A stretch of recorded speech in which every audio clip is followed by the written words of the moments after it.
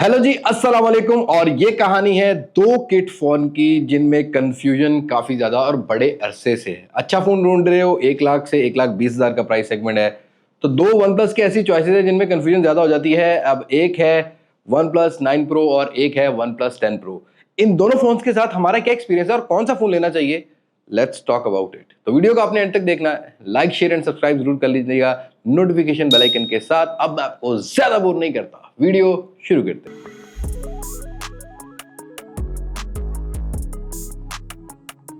दोस्तों, कहानी यहां से शुरू करते हैं कि भाई मार्केट में आजकल आपको किट फोन मिलते तो हैं, लेकिन 9 प्रो ज्यादातर आपको पैच पीटीए मिलता है। और अब ये मई 2024 में वीडियो बन रही है, हालत बड़ी नाजुक मिलती है, नाजुक सूरत हाल वाले आपको हालत मिलती है। 90,000 रुपए के अराउंड 12 GB 256 GB वाला वेरिएंट आ चुका है प्राइस डाउन होने के बाद, और 80 से 85,000 रुपए 8/256, 8/128 से भी 5,000 रुपए कम में मिल जाता है। बट एक बात आपने याद रखनी है, ये ज्यादातर रिफर्बिश क्वालिटी के होते हैं, इनकी बैक्स आपको चेंज देखने को मिलेंगी 9 प्रो में। लेकिन अगर कहानी की बात करें तो वन प्लस 10 प्रो की कहानी थोड़ी चेंज है। अब ये आजकल तो पीटीए पैच वाले मिल रहे हैं जो सर्वर अप्रूव्ड होते हैं, बट इनको आप अपडेट नहीं कर सकते। 9 प्रो को आप एंड्रॉइड 14 तक अपडेट कर सकते हो with a patch dual SIM global को, बट 10 प्रो का जो पैच वाले फोन्स आपको मार्केट मिलते हैं वो अपडेट नहीं होते। और 10 प्रो पाकिस्तान की मार्केट में पिछले 2 साल से काफी ज्यादा सेल आउट हो रहा है, बिकॉज इसका ऑफिशियली टैक्स 50-52 हज़ार रुपया था, पहले 25,000 रुपया था, कई लोगों ने अप्रूव भी कराया हुआ था।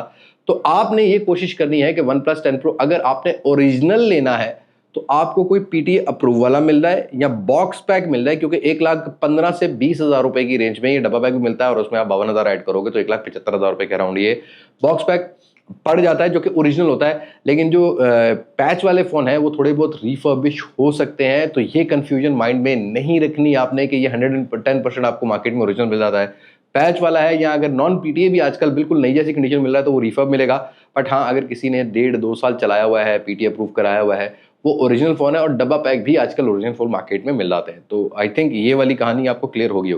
बिल्ड क्वालिटी और डिजाइन की बात करते हैं। अब 10 प्रो में आपको ब्लैक कलर पांडा एडिशन ऐसे 512 GB होता है, 12 GB 256 GB में ज्यादा ब्लैक, और आपको मिलता है जो 256 GB वाला वेरिएंट 8/256 1,10,000 रुपए के अराउंड ये नॉन पीटीए या पैच पीटीए जो है ना वो मिल जाता है।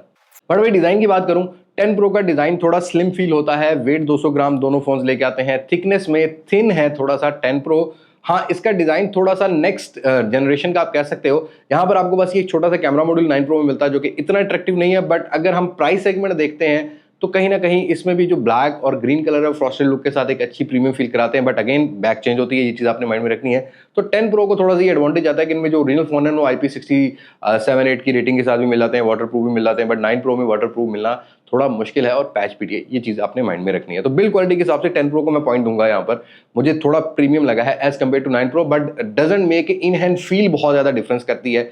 इन हैंड फील दोनों फोन्स की सिमिलर है। बट वहीं पर डिस्प्ले की बात करते हैं, देखो भाई डिफरेंस अगर आप दोनों फोन्स को साथ में रख के यूज करोगे तभी आप जज कर पाओगे ज्यादा डिफरेंस जो है। 10 प्रो का डिस्प्ले जो है ना वो LTPO 2 पैनल है, ये फ्लूइड एमोलेड है, दोनों का स्क्रीन साइज सेम है, दोनों में आपको जो है ना वो 6.7 इंचेस का स्क्रीन साइज मिलता है। बस जो 9 प्रो है ये एक LTPO जनरेशन 1 वाला पैनल लेके आता है। दोनों ही फोन 120 हर्ट्ज ऑफर करते हैं, दोनों फोन क्वाड IG+ की रेजोल्यूशन के साथ आते हैं, दोनों फोन्स के अंदर HDR10+ का भी सपोर्ट है। दोनों फोन्स मीडिया कंज्यूम के लिए आपको ठीक ठाक और तगड़े देखने को मिल जाते हैं। इवन जो स्मूथनेस है वो भी बेटर मिलेगी, बट डिस्प्ले की प्रोटेक्शन में डिफरेंस है।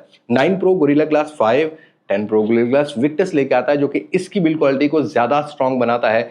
बाकी सारी चीजें अगर आप साइड बाई साइड भी देखोगे ना तो बहुत नोटिस करने के बाद आपको डिस्प्ले की ब्राइटनेस थोड़ी सी बेटर मिलेगी वन प्लस 10 प्रो में। तो डिस्प्ले कैटेगरी में मैं ये नहीं कहूंगा कि अगर आप ऑलरेडी 9 प्रो यूज कर रहे हो या अगर आपका प्राइस ब्रैकेट 90,000 रुपए के अराउंड है, 9 प्रो को स्किप करके आप 10 प्रो पर जाओ। बस विक्टस गोरिल्ला ग्लास 7 की जो प्रोटेक्शन है ना उसी की ही इंप्रूवमेंट है। बाकी मेरे ख्याल में सिमिलर एक्सपीरियंस है, screen to body ratio similar है, ज्यादा डिफरेंस नहीं है। इवन नॉ मतलब इसको बैक पे कवर लगा दूं ना 9 प्रो का और पीछे टेप वेब लगा दूं तो फ्रंट से नहीं जज कर पाता कि 9 प्रो है या 10 प्रो है। तो डिस्प्ले में ज्यादा डिफरेंस नहीं मिलेगा, बट भाई हार्डवेयर में थोड़ा डिफरेंस है। स्नैपड्रैगन 888 के साथ आता है, 2.84 गीगाहर्ट्ज क्लॉक स्पीड लेके आता है 9 प्रो। वहीं पर वन प्लस 10 प्रो जो है ये लेके आता है स्नैपड्रैगन 8 Gen 1।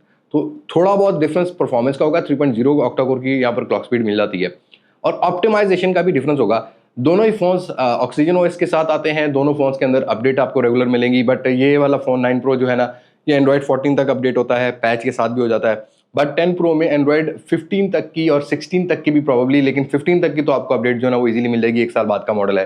तो हाँ, यहाँ पर अपडेट भी 10 प्रो में स्मूथली रन होगी। बाकी दोनों फोन LPDDR5X UFS 3.1 लेके आते हैं, रीड और राइट की स्पीड अच्छी है, हैवी एडिटिंग हैंडल कर लेते हैं। बट भाई मैंने पहले भी OnePlus 9 Pro का जो रिव्यू किया था, मैंने बताया था कि यहाँ पर प्रॉब्लम एक चीज़ की आती है, वो है बैटरी टाइमिंग। क्योंकि इसका ये रिफर्बिश फोन है तो बैटरी उतनी नहीं प्रोवाइड कर पाते।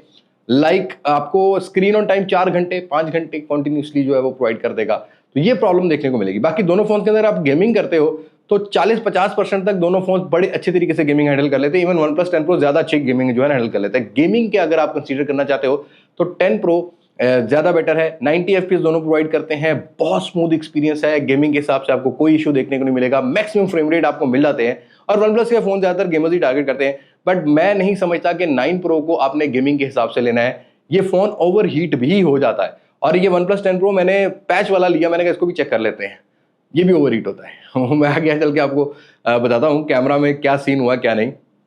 और जितनी आजकल हीट वेव्स पड़ रही हैं, आपको इन पर गेमिंग अगर करनी है तो आपको एसी रूम में रखना पड़ेगा, या ठंडे रूम में। टेम्परेचर 28, 30 या 25 है तो फोन ज्यादा हीट होते हुए नहीं मिलेंगे। लेकिन अगर आप धूप में हो तो भाई 55 डिग्री सेल्सियस 50 डिग्री सेल्सियस तक ये टेम्परेचर गेन करते हैं। दोनों ही फोन एल्यूमिनियम फ्रेम के साथ आते हैं और तगड़ी हीट जनरेट करते हैं, हीट बहुत ज़्यादा होते हैं और आपको कूलर लगाना पड़ेगा इनकी बैक साइड पे, फिर ये कंट्रोल करेंगे। वाला 10 Pro के अंदर आपको ना बैटरी टाइमिंग थोड़ा बेटर मिलता है, मतलब गेमिंग का टाइम थोड़ा बेटर मिल जाता है एज कम्पेयर टू 9 Pro। तो यहाँ एक डिफरेंस है परफॉर्मेंस का, और उसके साथ साथ ही आपको ज़रा day to day casual usage में ज़्यादा डिफरेंस नहीं पड़ेगा, उसमें कोई इशू नहीं है। बस गेमिंग के हिसाब से आपको थोड़ा बहुत डिफरेंस देखने को मिलेगा। और मैं ऑक्सीजन ओएस की एक बात बता दूं, चाहे जितनी मर्जी रिफर्ब है, मैंने बहुत सारे लोगों से ओपिनियन लिया है भाई, वो कहते हैं यार परफॉर्मेंस में लैग नहीं करता। मतलब फोन होता है ना कि यार हेल्ड हो गया, कोई एप्लीकेशन को क्रैश कर दिया, वो चीज़ मुझे दोनों फोन्स के अंदर कभी भी एक्सपीरियंस नहीं हुई। इवन OnePlus 8 भी जो लोग यूज़ कर रहे हैं वो कहते हैं क्रैश नहीं होता। तो यूआई के ऑप्टिमाइजेशन का क्रेडिट तो ऑक्सीजन ओएस को जाता है। बट कैमरा कैटेगरी में डिफरेंसेस हैं भाई। दोनों फोन फ्रंट साइड पर सिंगल कैमरा लेके आते हैं, दोनों फोन में सोनी के ही सेंसर है। यहाँ 9 Pro में 16 मेगापिक्सल है और 10 Pro में आपको मिलेगा एक 32 मेगापिक्सल का कैमरा। रियर कैमरास की बात करते हैं तो यहाँ भी ऑलमोस्ट सिमिलर स्पेसिफिकेशन टाइप की चीज आपको मिलेगी। 48 मेगापिक्सल के दोनों ही फोन सोनी के सेंसर लेके आते हैं और यहाँ पर आपको सोनी का IMX89 मिलेगा ऑप्टिकल इमेज स्टेबलाइजेशन के साथ 10 Pro की बैक साइड पर। और हमारा 9 Pro भी सोनी का ही सेंसर लेके आता है, हेजल ब्लेड की इंटीग्रेशन है, ऑप्टिकल इमेज स्टेबलाइजेशन लेके आते हैं, मैक्सिमम 4K 120 FPS तक जो है ना वीडियो रिकॉर्ड करते हैं। दोनों फोन के अंदर अल्ट्रा वाइड सेंसर 50-50 मेगापिक्सल का मिलता है। लेकिन 9 Pro में सोनी का सेंसर है और यहाँ पर सैमसंग का JN1 सेंसर है। तो सोनी के सेंसर की colour tone ultra wide sensor की ज्यादा बेटर होगी as compare to 10 Pro। But telephoto lens की अगर आप बात करते हो, फोटोज की बात करते हो, देखो भाई मुझे ज्यादातर कैटेगरीज में मैं अपनी प्रेफरेंस जरूर बताऊंगा आपको। मुझे 9 Pro की कैमरा की सैचुरेशन डेप्थ ऑफ फील्ड थोड़ी बेटर लगी है। 10 Pro थोड़ा सफेद साइड पे चला जाता है, मतलब हायर एक्सपोजर भी रखता है और स्किन टोन को उस तरीके से नहीं मेंटेन करता जिस तरह 9 Pro कर रहा होता है। तो क्लियरली मैंने जो डिफरेंस नोट किया है डे टू डे यूजेज में, ऑल्दो ये नाइट मोड की भी इनकी परफॉर्मेंस बहुत अच्छी है, डे लाइट की भी अगर बाकी ब्रांड से कंपेयर करते हो तो अनडाउटली बहुत अच्छी है। बट हाँ, कहीं शार्पनेस आपको थोड़ी बेटर मिलेगी 9 Pro में एज कंपेयर टू 10 Pro। और जो कलर रिप्रोडक्शन है वो 9 Pro की ज्यादा बेटर है। बट भाई रुको जरा, सब्र करो। प्रॉब्लम क्या आई, दोनों ही फोन्स को आप गर्मियों में आउटडोर रिकॉर्डिंग के लिए यूज मत करना। 9 Pro को तो स्पेशली आपने नहीं करना। हमने ये जितना टेस्ट रन किया इसमें हम सिर्फ 5 मिनट हमने बाहर गुजारे तो दोनों फोन्स का जो टेम्परेचर है वो 50 to 55 डिग्री सेल्सियस तक गेन करते हैं, बहुत ओवर हीट हो जाते हैं। मतलब मैंने गर्मियों में बहुत सारे फोन्स एक्सपीरियंस किए हैं भाई, बाहर आउटडोर रिकॉर्डिंग में 6 साल हो गए मुझे काम करते हुए, मैंने इतना टेम्परेचर गेन करते हुए फोन्स को नहीं देखा। और 9 Pro के रिव्यू में भी मैंने ये बात की थी, जब ये फोन टेम्परेचर गेन करता है, ये 1080p 30 FPS पे हो, 60 FPS पे हो, 4K 60 FPS पे हो, 4K 120 FPS पर, तो ये फोन बंद हो जाता है। एरर देके ना कि फोन इज ओवर हीट, ये बंद हो जाता है।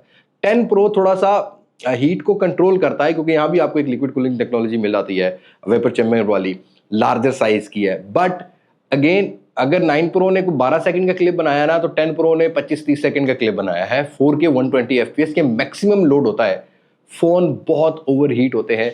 तो try to use this phone in cool temperature या नॉर्मल टेम्परेचर 30 डिग्री सेल्सियस का है तो ये फोन बेयर कर सकते हैं।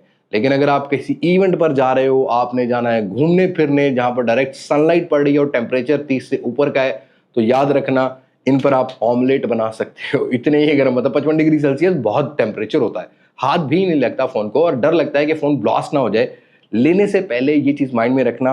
और आउटडोर अगर आप फोन यूज, वैसे भी नॉर्मल 4G के साथ भी फोन यूज कर रहे होगे, तो 9 प्रो ओवर हीट होता है, हाथ नहीं लगता है इसको। Keep it in your mind. Buy करने से पहले ये प्रॉब्लम्स आपने माइंड में रखनी है। मेरा काम आपको सही और गलत के बारे में बताना है।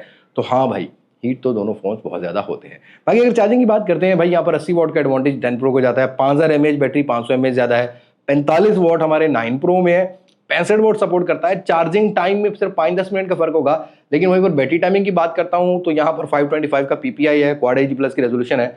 10 प्रो की मुझे बैटरी टाइमिंग ऑनेस्टली स्पीकिंग यहाँ से 9 प्रो से थोड़ी बेटर लगी है एज कंपेयर टू 9 प्रो। जितना भी मैंने यूज किया है, स्क्रीन ऑन टाइम 7-8 घंटे आराम से निकाल जाता है। बाकी 4G प्लस और वो 5G वाले बैंड, वो सारी चीजें इन फोन में देखने को मिल जाती हैं। फाइनल वर्डिक्ट के ऊपर आ जाते हैं। डुअल स्पीकर भी दोनों का सिमिलर एक्सपीरियंस है, ये चीज माइंड में रखनी है आपने। भाई 10 प्रो अगर आपको पीटीए अप्रूव 1,20,000 रुपए तक मिल रहा हो ना, और आपने वन प्लस का ही फोन लेना है, तो आप इसको टॉप प्रायोरिटी पे रख सकते हो। 1,20,25,000 रुपए में ऑफिशियल पीटीए मिल रहा है। नॉन पीटीए अगर आपको 90,000 रुपए मिल रहा हो, तो फिर आई थिंक आपकी सिमें चल जाएंगी, क्योंकि ये पैच पाकिस्तान में फिलहाल नहीं हो रही, इसमें सिमें चल जाएंगी, फिर आप शायद इसको कंसीडर कर सकते हो। लेकिन ये चीजें माइंड में रखनी है कि बैटरी टाइमिंग कम है, फोन ओवर हीट होता है। कैमरा मुझे 10 प्रो से 9 प्रो का ज्यादा अच्छा लगा है, डिस्प्ले में कोई बड़ा डिफरेंस नहीं है। तो ये चीजें माइंड में रख के आपने बाय करनी है। और 10 प्रो डेफिनेटली मैं कहूंगा कि पैच वाला नहीं लेना। एक तो अपडेट नहीं हो सकता, पैच उड़ने का प्रॉब्लम, पाकिस्तान में पैच नहीं होता, बहुत सारे मसले मसाले हैं। तो ये आपने ऑफिशियल पीटी अप्रूव ही लेना है। आई होप आपको समझ आ गई होगी इन दोनों में से कौन सा फोन आपको लेना चाहिए कि नहीं लेना चाहिए। बाकी अगर इन फोन्स को, इस फोन को किसी फोन से कंपेयर भी करना चाहते हो ना, देखो किट फोन के साथ या यूज फोन के साथ तो कर दूंगा, लेकिन डब्बा बैग वाला मैसेज मत करना, लॉजिक ही नहीं बनती। डब्बा बैग को डब्बा बैग के साथ करेंगे, किट फोन को किट फोन के साथ करेंगे। तो ये थी आज की वीडियो। आई होप आप लोगों को समझ आ गई होगी। समझ आई है तभी बता देना, नहीं आई तभी बता देना, कहीं मैं गलत था वो भी बता देना। सो आज की वीडियो में तो मुलाकात होगी नई वीडियो में, किसी नई अनबॉक्सिंग, किसी नए रिव्यू, किसी नए कंपैरिजन के साथ। तब तक मुझे इजाजत, मैं हूं लिबास मास्क से, पाकिस्तान, बाइंदाबाद, अल्लाह हाफिज।